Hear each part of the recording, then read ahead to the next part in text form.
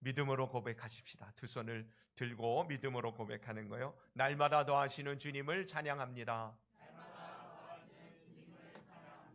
주께서 오늘도 더하실 주님을 기대합니다. 주께서 더하시는 복된 삶을 살겠습니다.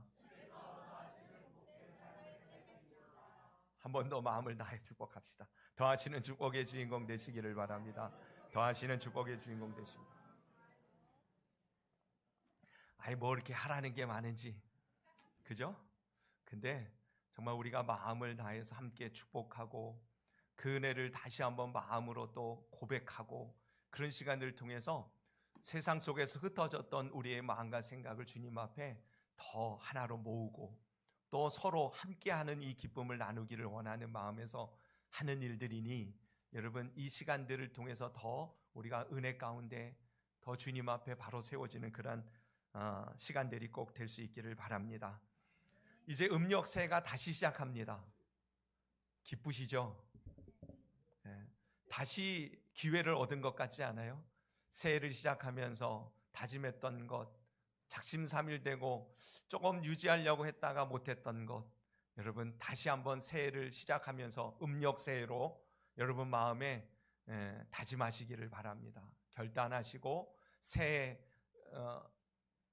양력 1월 1일 날 하나님 앞에 기도하며 마음에 소원을 품었던 것, 다시금 여러분 안에 뜨겁게 붙드는 하나님의 은혜가 있게 되기를 바랍니다. 특별히 올해 주신 말씀 다시금 붙드시기를 바랍니다. 오늘 우리 올해 주셨던 말씀을 그래서 다시 한번 나누게 되는데요, 평안하여 든든히 서가는 성도님들 되시기를 바랍니다. 그러면 평안하여 든든히 서가는 우리 한 사람 한 사람으로 통하여 평안하여 든든히 서가는 가정이 될 것이고, 평안하여 든든히 서가는 가정들이 모여있는 우리 더하는 교회가 평안하여 든든히 서가는 교회가 될 줄로 믿습니다. 그러기 위해선 여러분 제일 중요한 것이 뭐냐면 이 평안하여 든든히 서간다는 것, 그 중심에는 예수 그리스도께서 계셔야 된다는 사실을 분명히 아시기를 바랍니다. 다른 것으로는 우리가 평안을 얻을 수 없어요. 다른 것에 우리가 우리의 인생을 세우면 금방 무너지기 십상입니다. 요동치 않는 반석 위에 우리의 집을, 남은 삶의 모습들을 세워가야 되지 않겠어요? 예수 그리스도 복음이 우리 안에 먼저 명확하게 세워지는 은혜가 있게 되기를 바랍니다. 그래야 이 복음이 내 안에 있고 이 복음이 믿어져야 내 안에 예수님께서 살아계시고 그분의 대속과 구속의 은혜가 실감되어지며 그분의 생명의 능력으로 역사하는 하나님의 나라, 그 풍성한 삶을 우리는 맛보게 되기 때문에 그렇습니다.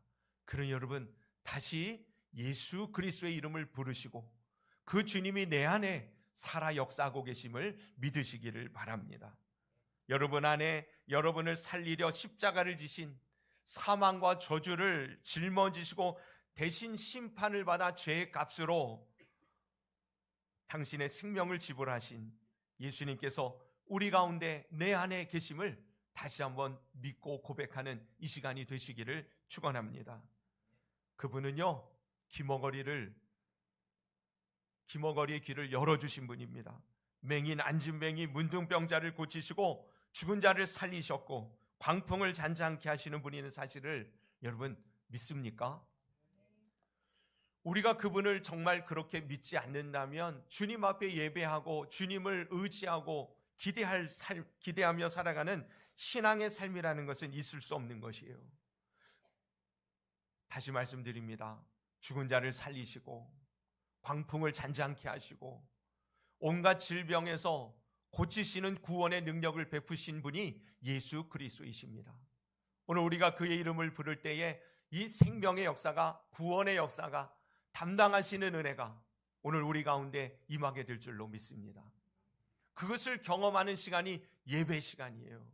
살아계신 하나님으로 채워지는 거예요. 복음의 능력이 내 안에, 내 영혼의 환경 가운데 실감되어지는 시간이 바로 예배 시간인 줄로 믿습니다. 아까 우리 권사님 기도했지만 정말 세상에서 낙심하고 실망하고 상처받고 넘어지고 깨지고 부서진 심령들, 여러분 이 예배를 통해서 예수님의 이름을 부를 때에 그분이 우리를 다시금 붙들고 치유하시고 만져주셔서 온전케 회복시켜 주시는 구원의 주님이심을 여러분 실감하게 되기를 축복합니다. 반드시 그래요. 믿는 자들에게는, 오늘도 그 이름을 부르는 자들에게는 하나님의 구원이 우리의 영혼의 환경 가운데 임하게 될 줄로 믿습니다. 그분은 내 안에 지금도 착한 일을 이루고 계시는 줄로 믿습니다. 우리의 부족하고 그리고 때로는 악한 행실로 인하여 잘못된 길을 걸어갈지라도 하나님 그것을 통해서 우리를 바른 길로 안내해 주시며 합력하여 선을 이루어 가시는 하나님 놀라운 은혜로 우리 인생을 붙들어 인도해 주실 것입니다. 임마누엘의 주님, 나와 지금 함께 하시는 주님을 실감하며 살아가는 우리 인생 될 수 있기를 축복합니다. 시편 103편에 뭐라 그러셨어요? 그가 내 모든 죄악을 사하시며 내 모든 병을 고치시며 내 생명을 파멸해서 속량하시고 인자와 긍휼로 관을 씌우시며 좋은 것으로 내 소원을 만족하게 하사 내 청춘을 독수리같이 새롭게 하시는도다. 여러분, 우리 예수 그리스도께서는 오늘도 예배를 통해서 우리 안에 믿는 자들 속에서 이 놀라운 은혜의 역사하심을 우리 한 사람 한 사람에게 베풀어 주심을 믿으시기를 바랍니다. 그래서요, 그분을 믿는 믿음 안에 우리는 평안을 다시 찾게 되어질 것이에요. 그분을 신뢰하는 그 믿음 속에서 영원히 변치 않는 그분의 진리 안에서 우리는 비로소 안정감을 누리고 흔들리지 않는, 요동치 않는, 든든하게 세워지는 하나님의 은혜가 우리 가운데 넘치는 이 시간이 될 줄로 믿습니다. 다시 주님의 이름을 부르십시오. 내 안에 예수 그리스도께서 계심을 오늘 이 시간 다시 한번 확인하시고 그분을 믿는 믿음 안에서 평안하여 든든히 세우시는 이 은혜를 맛보게 되기를 축원합니다. 복음으로 우리는 평안하여 든든히 서가는 것이고요. 그리고 주께서 말씀하시기를 수가 더 많아지니라. 이것은 단순한 양적인 이야기만이 아니라 그랬어요. 하나님의 풍성한 은혜가 흘러넘치는 그런 모습을 나타내는 그런 표현인 것이죠. 풍성케 하시는 하나님의 복 말입니다. 여러분, 올해는 풍성케 하시는 하나님의 복의 역사가 우리의 삶 가운데에 열매 맺게 되기를 축원합니다. 그러기 위해서는 필요한 게 있어요. 그게 뭐냐면 성령의 위로가 필요한 것입니다. 성령의 위로. 여러분, 주님께서 우리들에게 생명을 주시되 그 생명을 풍성케 하시는 것이 우리의 목자로 오신 예수님이 이 땅에 오신 목적이라고 말씀하셨어요. 양으로 생명을 얻게 하고 더 풍성히 얻게 하려 하십니다. 여러분, 예수 그리스도를 믿는 믿음 안에서 주님의 십자가의 보혈의 능력이 우리를 모든 죄에서 깨끗하게 하시고 우리의 죄의 값을 담당하심으로 의롭다, 감히 의롭다 하는 이름을 얻게 하여 주셨습니다. 예수님의 십자가의 은혜가 바로 우리를 죄에서 구원하셨다면 그 성령님의 역사하심을 따라 우리는 죄를 이기고 하나님의 선한 열매를 맺어가는 생명의 풍성한 은혜를 맛보는 삶을 살게 되어지는 것이에요. 그래서 여러분, 이제 우리에게는요, 예수님을 믿음으로 구원을 얻는 그 삶이 단순히 죄의 용서함이 아니라 이제는 하나님의 생명이 우리 안에 흘러감으로 풍성히 열매를 맺는, 하나님께서 영광을 받으실 우리의 삶의 열매들이 곳곳에서 맺어지는 역사들을 우리는 맛보며 주님께 영광 올려드리며 사는 삶을 살게 되는 것이에요. 바로 성령의 임재하심과 내주하심과 그분의 교통하심과 그분의 역사하심을 통해서 우리는 바로 그 생명의 풍성함, 주께서 더하시는 역사, 우리는 그것을 맛보며 살아가게 됩니다. 그러니 이제 여러분, 오늘도 예수님의 복음의 은혜 안에 우리가 평안을 누리고 든든히 세워졌다면 주님이 풍성케 하시는 열매 맺는 삶을 구하시되 성령의 위로를 힘입는 저와 여러분들 될 수 있기를 축복합니다. 그게 핵심이에요.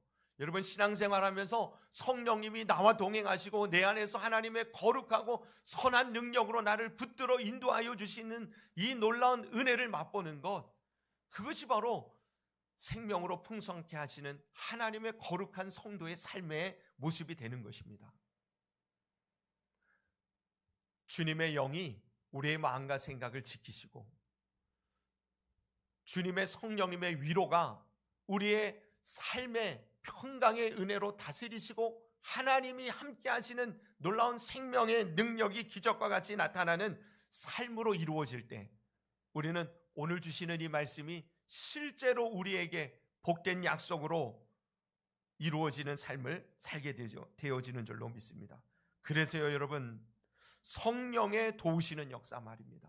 성령의 위로, 이것이 우리의 신앙생활에 이제 앞으로의 우리의 남은 이 땅에서의 삶에 아주 절대적으로 중요한 하나님의 은혜의 방편임을 깨달아야 해요. 매일매일 순간순간마다 성령님이 내 안에서 역사하시는 이 은혜를 맛보며 살아가는 복된 성도님들이 되시기를 바랍니다. 그때의 풍성한 역사들을 이루어가게 되는 것이에요. 믿음 자체가 여러분 이 성령의 역사하심의 결과 아닙니까? 우리가 예수님을 믿는 것 자체 말입니다. 아무나 예수님 믿을 수 있는 게 아니더라고요. 여러분, 예수님은 아무나 믿는 게 아니에요. 내가 믿고 싶다고 믿는 게 아닙니다. 분명히 아시기를 바랍니다. 우리는 이미 예수님을 믿는 사람으로서 그 은혜 아래 있으니 그것을 실감하지 못할 수 있을지 모르지만 여러분, 예수님을 믿는다는 것은 특별히 성령님의 은혜의 인도하심과 그분의 붙들어 주시는 놀라운 하나님의 은혜로 말미암아 우리는 예수님을 믿게 되어지는 거예요. 아무나 예수님을 나의 주라고 고백할 수 있는 사람이 되는 것이 아닙니다.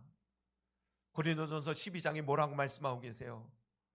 성령이 아니면, 하나님의 영이 아니면 예수님을 그리스도로 주라 시인할 자가 없느니라 라고 분명히 말씀하고 계세요. 그러니 여러분 안에 성령의 은혜로 말미암아 예수님을 믿는 믿음이 주어졌음을 감사하시기를 바랍니다. 그리고 우리의 믿음이 날마다 더 온전하여지고, 그리고 믿음이 강건하여지고 더 깊어지고 더 넓어지는 그 은혜는 성령의 도우심으로 말미암아 이루어지는 그 은사라는 사실을 기억해야 할 것이에요. 그래서 날마다 우리는 성령의 은사를 구해야 합니다. 믿음을 주시기를 구해야 합니다. 우리의 생각과 지각으로는 하나님을 알 수도 그분을 신뢰할 수도 없는 것입니다. 니고데모와의 대화에서 예수님께서 뭐라고 말씀하시냐면, 야, 네가 천국 하나님 나라 보기를 원하느냐? 그러면 거듭나야 된다. 그랬더니 이 니고데모, 이 관원이었어요. 당시에는 존경받는, 꽤 그 유대 사회에서는 인정받는 그런 삶을 살았던 사람입니다. 그러나 그 자기 내면 안에 복음이 아닌 율법 아래서는 자기가 죄인임을 깨닫게 되어질 뿐이거든요. 그러니 하나님의 나라 천국에 대한 열망은 있는데 자신이 없는 거예요. 당연하죠. 여러분, 우리가 정말 하나님 앞에 깨어 주님 앞에 만약에 설 수만 있다면 우리는 우리 안에 있는 이 죄악으로 말미암아 하나님 앞에 감히 얼굴을 들을 수 없는 존재라는 것을 우리는 인정할 수밖에 없을 것이에요. 그러니 하나님 앞에 더 순수하게 신실하게 믿음으로 살아가려고 하는 사람일수록 오히려 우리 안에는요, 이 죄책감이 더해지는 것은 어쩔 수 없는 우리의 육신의 실제인 것이에요. 이 니고데모가 이러한 이 영적인 이 갈급함을 가지고 예수님 앞에 찾아오는 거예요. 내가 이렇게 날마다 천국을 사모하지만 삶을 살아가면 갈수록 천국과 멀어져 가는 것 같은, 하나님을 믿지만 하나님이 기뻐하시는 삶을 살기보다는 하나님이 기뻐하시지 않는 것에 왜 이렇게 내 마음이 흘러가고 있는지, 그래서 고민하다가 예수님 앞에 묻기 위하여 찾아온 겁니다. 다른 사람들 눈 의식하여 밤중에 찾아왔다 그러잖아요. 예수님 말씀하시기를 거듭나야 된다. 거듭나야 된다. 다시 태어난다? 이게 무슨 말인가? 내가 어머니 뱃속에 다시 들어갈 수 있을 수 있는 것도 아니고, 그때 예수님이 뭐라고 말씀하셨어요? 물과 성령으로 거듭나야 된다. 그 말씀하시잖아요. 여러분, 우리는 하나님 나라가 우리 가운데 이미 보장되어진 하나님의 자녀로 의인이라 놀라운 하나님의 은혜를 입은 주의 백성들인 줄로 믿습니다. 그 은혜는 바로 성령님을 통해서 우리 가운데 임한 은혜인 것이에요. 거듭난 은혜입니다. 우리는 이전에 하나님 없이 예수님 없이 살아갔던 우리의 모습들이 그리스도와 함께 십자가에 못 박혔고 그리스도와 함께 죽고 이제는 성령 안에서 새 생명으로 의인으로 부름을 받기에 합당한 하나님의 사람으로 우리는 다시 태어난 것이에요.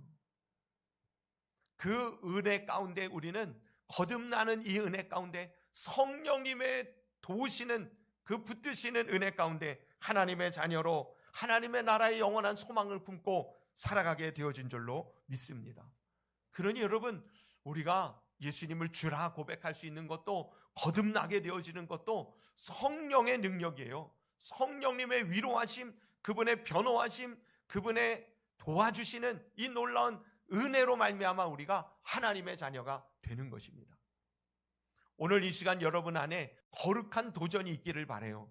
무슨 말이냐면 여러분, 성령님이 내 안에 계시는데 그분을 무시하며 살아가지 아니하고 그 성령의 능력의 붙들림과 하나님의 거룩한 생명의 풍성함을 쫓아 구별되어진 죄에 더 이상 묶여있는 육신의 한계에 매여있는 삶에서 자유함을, 평안함을, 능력의 풍성함을 맛보며 살아가는 성도님들 다 되시기를 축원합니다. 성령님이 여러분 안에서 역사하시기 시작할 때 불가능한 일이 아니라 당연한 일이 되어질 수 있음을 믿으시기를 바랍니다. 베드로의 위대한 신앙 고백도 마찬가지 아니에요? 주는 그리스도시요 살아계신 하나님의 아들이십니다 라고 고백했을 때에 예수님께서 얼마나 기뻐하셨어요. 그러면서 바요나 시몬아 내가 참 복이 있다. 그 다음에 덧붙이신 말씀이 뭐예요? 이를 내게 알게 한 이는 혈육이 아니다. 육체로는 그 이 신령한 하늘의 비밀을 알 사람이 없다. 이를 내게 알게 할 이는 하늘에 계신 내 아버지시다. 그 하나님이 저에게 하나님의 영으로 그 주님의 비밀한 지식을, 참된 생명의 지각을 저에게 허락하셔서 주는 그리스도시요 살아계신 하나님의 아들이심을 고백하게 하신 것이에요. 오늘 우리가 예수님을 주님이라고 고백합니다. 그것은 우리 안에 계시는 성령님의 놀라운 지각에 깨어나게 하시는 하나님의 그 지혜와 명철을 통해서 이루어지는 은혜의 결과인 줄로 믿습니다. 그리고 더 나아가서는 우리의 삶 속에 내가 주인 아니라 주님이 주인 되어 주셔서 하나님의 은혜와 사랑으로 평강으로 능력으로 우리를 다스리시고 통치하시는 그 삶을 맛보게 하시는 분도 성령 하나님이신 줄로 믿으시기를 바랍니다. 그 도우심을 구해야 돼요. 그럴 때에 우리는 비로소 진행하여 수가 더 많아지니라 하시는 하나님의 생명의 풍성한 역사를 우리는 이루어가게 되는 것입니다. 여러분, 바울이 고린도에 가서 복음을 전하기 시작할 때에 그는 두렵고 떨리는 마음으로 고린도에 이르게 되어집니다. 사도행전에 보면 바울이 2차 전도 여행을 통하여서 이 고린도 지역에까지 가게 되어지는데 그가 이 고린도의 지역에 갈 때에 두렵고 떨리는 마음 가지고 고린도 지역에 갔다라고 말하고 있어요. 고린도전서 2장에 보면 내가 너희 가운데 거할 때 약하고 두려워하고 심히 떨었노라 이런 고백을 하고 있거든요.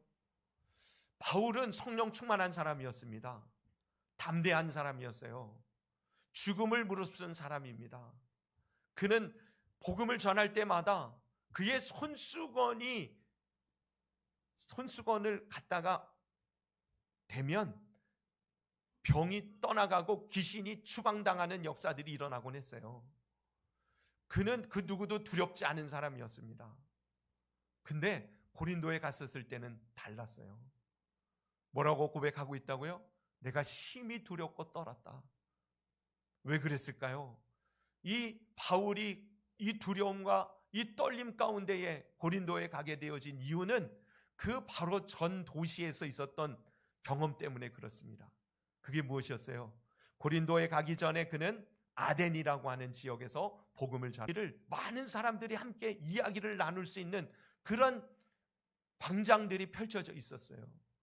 그래서 저는요, 나름 그 전에 복음을 전할 때 얼마나 힘있게 예수 그리스도를 증거했을 때 많은 기적의 역사들, 살아나는 일들, 구원의 열매들이 맺었습니까? 근데 아테네에 오니까 어떻게 보면 저에게는 오히려 더 신난 거예요. 아, 이제서 내 실력을 발휘할 때가 왔다. 여러분, 이 바울이요, 대단한 학문의 소유자거든요. 당시에 최고의 엘리트 코스를 밟은 사람이 이 바울입니다. 아시다시피 가말리엘이라고 하는 최고의 랍비, 이 바리새인 중에 바리새인으로서 이 최고의 학문을 전수받은 사람이고 가말리엘 학파의 후계자로 지목받았던 사람이 바로 이 바울이었단 말이에요. 그는 히브리어, 아람어, 헬라어 능통한 사람이었습니다. 제가 그러니까 이 아테네에 가니까 이 서로 자기네 생각들을 철학적으로, 논리적으로, 이성적으로 막 얘기를 하거든요. 그럼 내가 논리와 이성을 가지고 지혜롭게 저들에게 예수님을 소개하면 저들이 믿겠다. 오히려 자신감을 가지고 복음을 전하기 시작했는지 몰라요. 근데요, 결과는 비참했습니다. 저가 사람의 지혜의 말, 논리를 가지고 이성적인 학문을 바탕으로 하여 예수님을 증거했는데요, 돌아오는 반응은 싸늘했어요. 오히려 무슨 소리가 들려오냐면, 야, 네 무슨 소리 하는지 모르겠다. 그래서 다른 지역에서는 복음 전하다가 이 복음의 능력 때문에 시기 질투하는 사람 때문에 어쩔 수 없이 다른 지방으로, 다른 도시로 옮겨가야만 했다면, 이 아덴에서 고린도로 내려갈 때는 몰래 숨어서 이 바울이 스스로 피신하듯 간 곳이 바로 고린도입니다. 그래서 그 고린도에 이르렀을 때 내가 두렵고 심히 떨었노라 라고 말하는 거예요.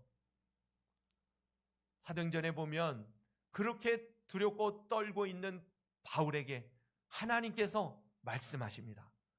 두려워하지 마라. 고린도에 그렇게 납작 엎드려져 실패와 절망감에 빠져 있는 바울에게 하나님 말씀하시기를 두려워하지 마라. 내가 너와 함께한다. 이 성에 내 백성이 많다. 나가서 복음 전해라. 그랬어요. 그 소리를 듣고 다시 저가 정신을 차리고 결단합니다. 그게 고린도전서 2장에 보면 뭐라고 말하냐면 이렇게 표현해요. 내 말과 내 전도함이 설득력 있는 지혜의 말로 하지 아니하고 다만 성령의 나타나심과 능력으로 하기로 내가 작정했다. 사람의 말이 아니라 지혜에 권하는 말이 아니다. 내가 오직 십자가와 성령님의 그분의 부활과 성령님 외에는 알지 아니하기로 작정했다. 그래서 성령의 나타남과 능력으로 하여 너희 믿음이 사람의 지혜에 있지 아니하고 다만 하나님의 능력이 뭐예요? 성령님의 위로와 교통과 역사하심입니다. 이 하나님의 능력에 있게 하려 하였노라. 여러분, 결국은 이 복음의 능력이 나타나는 것은 사람의 지혜가 아니더라는 것입니다. 성령님의 역사하심이에요. 오늘 우리가 주님 앞에서 예배를 통하여 은혜를 받는 것, 담임 목사가 잘 정리한 원고에 충실한 그런 설교가 아닙니다. 전하는 자나 듣는 자가 성령의 위로하심과 그분의 역사하심을 전적으로 신뢰하고 의지할 때에 우리 안에 하나님의 역사하심이 나타나기 시작하는 것입니다. 은혜를 받는 것뿐만이 아닙니다. 실제로 우리의 삶의 변화는 이 성령을 통해서 우리 안에 일어나기 시작합니다. 고린도 교회에 그 편지를 쓰게 되어진 이유가 있어요. 고린도 교회가요, 문제가 많았습니다. 성령의 은사도 많이 나타났지만 영적으로도 엄청난 부흥을 이룬 교회가 되었습니다. 숫자적으로도 마찬가지고요. 그런데 막 예수님을 믿고 난 다음에 저들이 하나님의 복음에 대해서, 진리에 대해서, 하나님의 뜻에 대해서 아직 잘 모르니 이런저런 문제들이 곳곳에서 나타나기 시작합니다. 그래서 바울이 고린도 교회에 이 문제들을 잘 정리해야 할 필요가 있겠다 싶어서 쓴 것이 이 고린도전서 편지예요. 그래서 오늘날 교회에 나타나는 많은 문제들이 이미 고린도 교회에 나타났었기 때문에 고린도 전서만 잘 읽어봐도 우리가 신앙생활을 어떻게 해야 되는지, 교회는 어떻게 세워져야 가는지가 분명하게 되어집니다. 근데 이 편지를 쓸 때에 교회에 여러 가지 많은 문제가 있었지만 첫 번째 먼저 지적하는 문제가 있었으니 그게 뭐냐면 교회에 파당이 일어나는 일이었어요. 분파가 생기는 일이었습니다. 한마디로 말하면 교회가 하나가 아니라 쪼개져 있는 모습 때문에 바울이 편지를 첫 번째로 쓰게 된 이유가 있었어요. 여러분, 예수님이 십자가를 지신 이유는 하나님과 우리를 하나 되게 하시기 위하여 십자가를 지신 거예요. 복음의 은혜는, 예수 그리스도의 은혜는 그리스도 안에서 연합하고 하나가 되고 한 마음 한 뜻 갖게 하시려고 주님이 우리를 위하여 십자가를 지신 줄로 믿으시기를 바랍니다. 너와 나가 아니에요. 우리가 되도록 주님이 십자가를 지시고 하나님과 우리가 하나가 되듯이 그 안에서 우리 모두가 한 마음 한 뜻이 되어지는 것, 그것이 바로 하나님의 나라를 이루어가는 주님의 계획인 것입니다. 근데 교회가 쪼개지기 시작하는 거예요. 그것이 가장 교회의 문제입니다. 사단이 역사하는 통로요, 하나님의 교회를 무너뜨리는 방법은 성도들의 마음을 갈라놓는 것이에요. 그것이 가장 큰 문제예요. 교회의 다른 문제보다도 제일 큰 문제는 그겁니다. 성도가 한 마음 안 되는 거 말이에요. 나는 개바파요, 나는 바울파요, 나는 그리스도파요 이러면서 분쟁과 파당이 일어나기 시작한 거예요. 그래서 바울이 말하는 겁니다. 야, 언제 바울이 너희에게 구원을 준 적이 있느냐? 개바의 이름으로 너희가 구원을 받았느냐? 베드로 때문에 네가 하나님 백성 되어졌느냐? 그리스도 외에는 없다. 여러분, 이 바울이 이 깨어진 고린도 교회의 성도들의 마음을 하나 되게 하시는 그 주님의 역사하심을 증거하기 위하여 그 이야기를 하시면서 이야기가 바로 2장에 나오는 거예요. 1장에 그 분파의 문제, 파당의 문제, 교회 갈라진 문제에 대해서 논하고 2장에서 이야기를 하는 겁니다. 다른 말로 말하면 여러분, 우리에게 필요한 것은 사람의 지혜나 인간적인 마음으로 이룰 수 있는 것이 아니라는 것이에요. 성령의 능력, 성령의 위로하심이 우리를 새롭게 해 주신다는 사실을 믿으시기를 바랍니다. 세상의 그럴듯한 말, 지혜로운 말의 재주가 우리를 변화시키거나 하나 되게 하는 역사를 이룰 수 있는 것이 아닙니다. 오직 그리스도께서 중심이 되어져 성령님의 그 능력이 우리 안에서 역사하기 시작할 때 우리는 하나님의 사람의 마음으로 변화되기 시작한다는 것입니다. 은혜 아래 나타나는 모든 변화와 모든 역사는 성령의 위로하심, 성령의 능력의 결과인 줄로 믿으시기를 바랍니다. 여러분, 시몬이 베드로가 되어지는 이 변화, 갈대가 떴던 그가 반석 같은 하나님의 사람으로 세워지는 이 변화, 다른 것 없어요. 저가요, 뭐라고까지 말했어요? 예수님, 당신은 죽으실 수 없습니다. 절대로 그런 일이 있을 수 없습니다. 주님을 부인하고 우리는 도망칠 일 없습니다. 주님을 모른다 할 일 없습니다. 베드로가요, 그렇게 예수님을 붙들고 이야기합니다. 실제로 베드로의 마음이 그랬어요. 주님을 위하여 내가 죽겠습니다 고백했습니다. 근데 보세요, 정작 주님이 죽으시던 그날 밤에 예수님 말씀하신 대로 저가 예수님을 3번 부인하고 도망치잖아요. 여러분, 우리가 마음에 결단하고 마음에 새로운 다짐을 한다고 이룰 수 있는 게 아니에요. 하나님의 사람으로 온전히 세워지는 이 놀라운 은혜는 오직 성령의 위로하심, 성령의 능력에 붙들어 주심으로만 우리 가운데 일어나게 되어지는 하나님의 은혜인 줄로 믿습니다.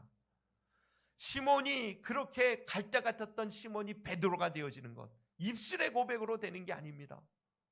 그 안에 계시는 성령이 오순절날 저에게 충만하게 임하시니 그 성령의 위로하심, 그 능력, 교통하심, 그분의 인도하심을 따라 베드로 같은, 정말 게바와 같은 하나님의 사람으로 주님의 능력의 역사를 이루어가기 시작해요. 저가 손을 얹은 즉 안진뱅이가 일어납니다. 죽은 자가 살아납니다. 베드로가 어찌 그렇게 연약했던 베드로가 이렇게 바뀔 수 있겠어요? 여러분, 우리는 그리스도 안에서 영원한 소망과 그리고 꿈을 꿀 수 있는 이유가 바로 여기 있는 것이에요. 우리는 부족합니다. 우리는 연약합니다. 흔들립니다. 할 수 있는 일이 너무나 작습니다. 그러나 여러분, 내 안에 계신 성령님은 우리로 하여금 어떤 존재가 되게 하세요? 할 수 있거든이 무슨 말이냐? 믿는 자에게는 능치 못할 일이 없느니라.